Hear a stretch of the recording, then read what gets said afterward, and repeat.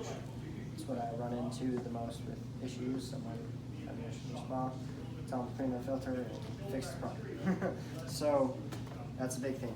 A lot of different options when it comes to cleaning your filters. Filter flosser, a little attachment to your hose, go a long way. It's all about bather load and how much you guys use it and stuff, but I recommend anywhere from 1 to 2 weeks, get a really good rinse down of them.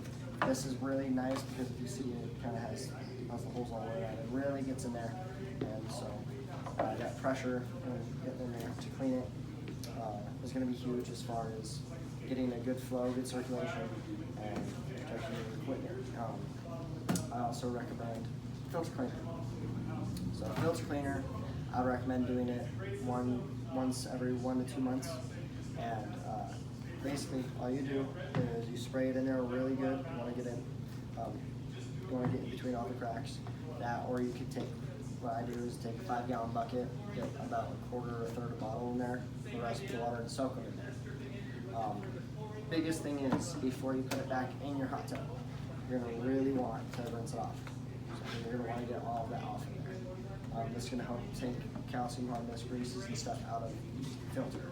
So I've had people where they think their filter looks brand new, looks clean. One thing will tell it's really heavy. So things like calcium hardness gets into your filter. Calcium hardness is white. So I've had 2 really dried out filters. Mike, coworker, has a really good video of it. He has 2 filters look brand new, bangs them together, white cloudy dust. So that's really, even if your filter looks clean, still get in there and clean. Just because things that you can't see can still be clogging up that filter. Touch on filters? He mentioned rinsing it really well. We talked about suds earlier, getting a lot of suds.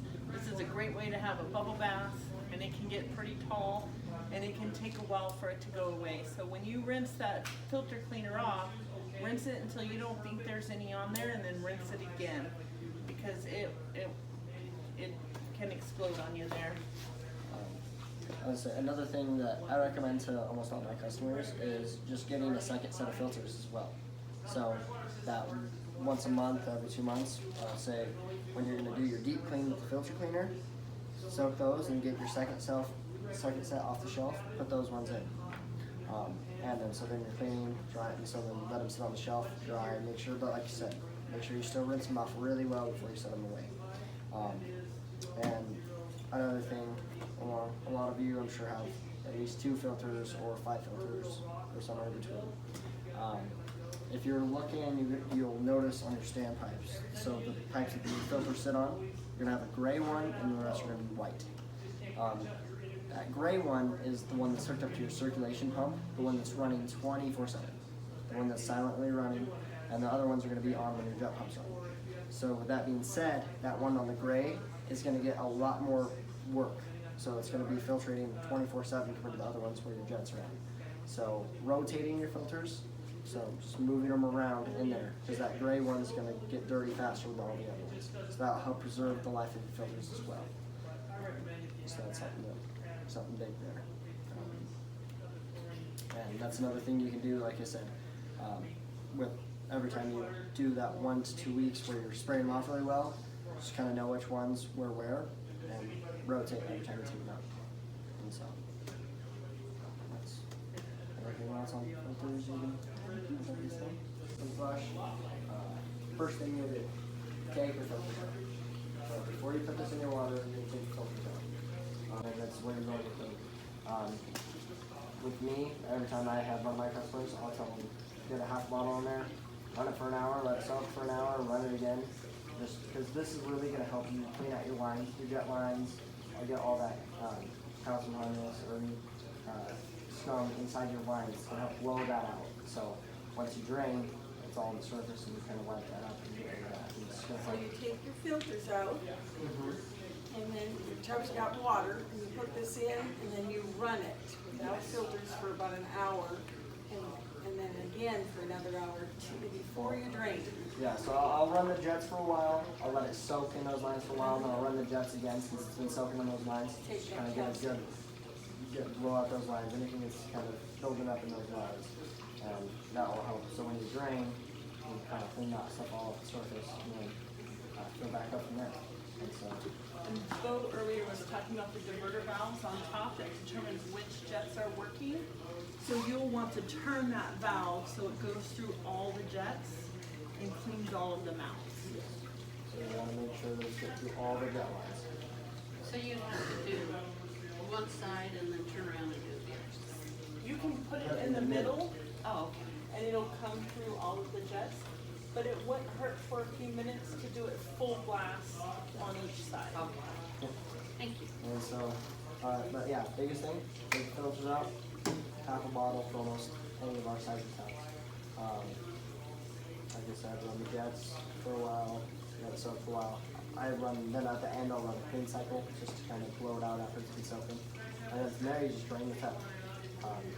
You're never going to want to do this and then use that water. So you're going to make sure you drain after you do it.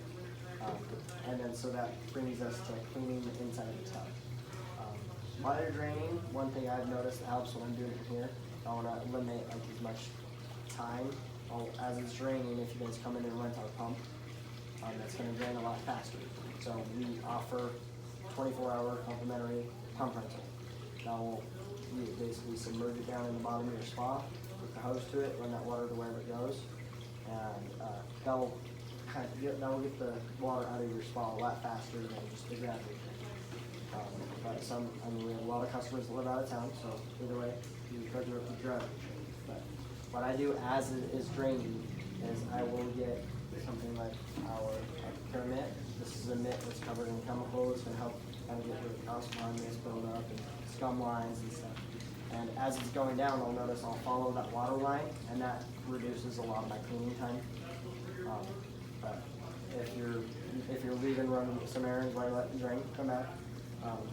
You have a few options. So you have this mitt, has chemical built on there. It's going to help you clean out the surface. If you do notice after blowing out your line grips and stuff in there, I definitely wipe that out with a rag or something and get all that out of there. But something like the Aquacare mitt and off the wall, these are going to be the big chemicals to help you really clean the surface. Off the wall, you'll only want to use when this tub is empty. This isn't something you're going to want in your water. Aquacare mitt, you're okay to kind of clean the line. If you just have a scum line that you want to get rid of while it's full of water, it's something you can use. That works pretty good. Yeah.